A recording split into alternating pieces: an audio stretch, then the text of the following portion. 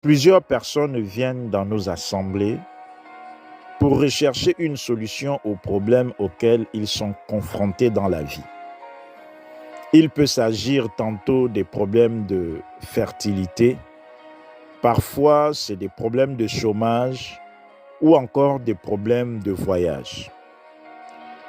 Que ce soit pour un problème ou non, en venant à l'église, les chercheurs des solutions sont exposés et doivent être exposés à la bonne nouvelle du royaume des cieux. Ce message qui constitue la bonne nouvelle annonce principalement le salut offert à travers la foi en Jésus-Christ. Car Jésus est le chemin, la vérité et la vie. Il s'est offert en sacrifice à Dieu pour que tous ceux qui croient en lui ne périssent point, mais qu'ils aient la vie éternelle et qu'ils vivent dans l'abondance, quel que soit le domaine de leur vie.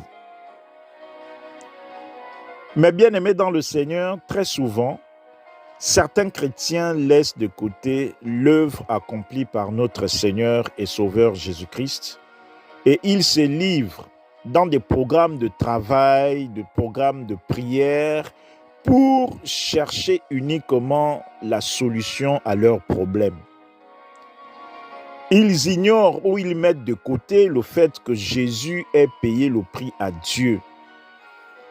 Et ils oublient que l'homme ne peut pas se sauver lui-même par ses propres efforts de sainteté ou par tout ce qu'il peut mettre en œuvre pour attirer la faveur de Dieu. Cela ne veut pas dire que l'homme ne doit pas prier, mais en toute chose, il doit croire d'abord, mettre d'abord dans sa tête que Jésus a payé le prix.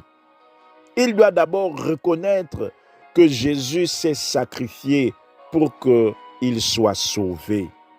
Jésus-Christ a pris notre place à la croix pour que nous soyons libres, pour que nous ayons la santé divine, pour que nous puissions exercer son autorité sur les démons.